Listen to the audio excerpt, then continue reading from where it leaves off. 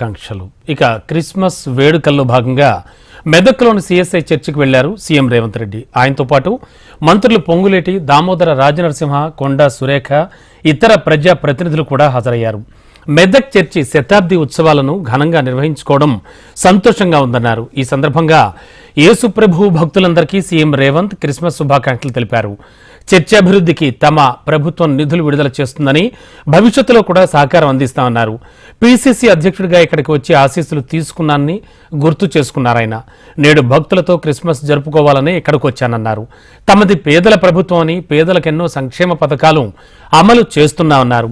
ఇందిరమిల్లు, ఉచిత విద్యుత్ పథకంలో దళితులు, గిరిజనులకు మేలు జరుగుతుందన్నారు సీఎం రేవంత్.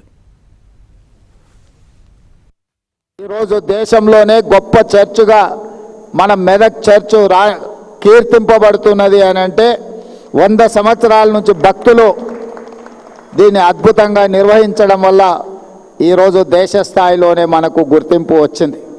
అలాంటి 100 సంవత్సరాలు పూర్తి చేసుకున్న దేవాలయాన్ని భవిష్యత్తులో ఇంకా అద్భుతంగా నిర్వహించడానికి, అద్భుతంగా తీర్చిదిద్దడానికి ప్రభుత్వం దగ్గరికి స్థానిక శాసనసభ్యులు మైనంపల్లి రోహిత్, అదేవిధంగా మిత్రులు మైనంపల్లి హనుమంతరావు గారు నా దృష్టికి తీసుకొస్తే తప్పకుండా ఈ దేవాలయానికి సంబంధించిన ఎన్ని అవసరమైతే అన్ని నిధులను విడుదల చేయాలని మంత్రివర్గ సహచరుల అండతో, వారందరి సహకారంతో ఈరోజు నిధులను విడుదల చేయడం జరిగింది.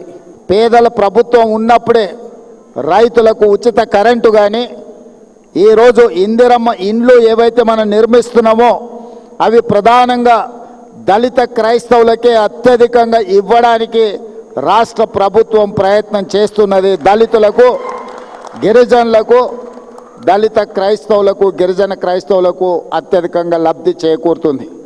క్రిస్టియన్ మిషనరీస్ ఏదైతే ఎడ్యుకేషన్, హెల్త్ పట్ల ప్రత్యేకమైన శ్రద్ధ చూపించి పేదలకు, ఏ దిక్కు లేని వాడికి ప్రభువే దిక్కు అని ఆనాడు గొప్పగా విద్యను అందించి, వైద్య సేవలను అందించి, సేవ అంటే ఇలా ఉండాలి అని ఈ సంస్థలు చూపించిన బాటలోనే ఈనాడు మా ప్రభుత్వం ఫీజు రియంబర్స్మెంట్ కానీ, లేకపోతే రాజీవ్ ఆరోగ్యశ్రీ హెల్త్ పథకం కానీ తీసుకొచ్చినాయి అంటే వీటికి పునాదులు ఆనాడే పడ్డాయి.